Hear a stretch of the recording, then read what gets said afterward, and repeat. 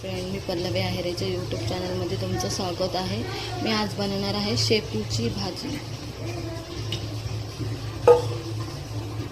भाजीसाठी साहित्य लागणार आहे मिरची, लसूण आणि मी 4 कांदे घेतले। माझ्याकडे मीडियम साईजचे कांदे नव्हते म्हणून मी बारीक कांदे घेतले। मी भिजत ठेवली आहे पाण्यात, कारण की शेपूला 2-3 पाण्यात धुतलं की शेपूची जी माती आहे, म्हणजे शेपूच्या भाजीला जी माती असते ती पूर्ण भाजीमध्ये लागून जाईल तुमच्या।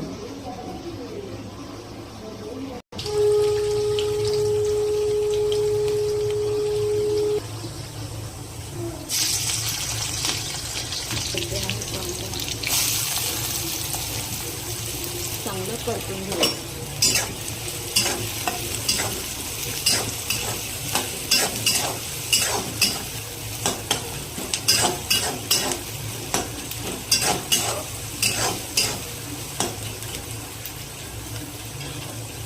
पिवळी मुगाची डाळ आहे, मी रात्रभर हिला भिजवून ठेवली होती। ही छानशी फुगली आहे। हॅलो फ्रेंड्स, तुम्ही बघू शकता कांदा थोडासा पिंक झाला आहे। थोडासा अजून थोडा लाल होण्या अगोदर आपण मुगाची डाळ सोडून देऊ,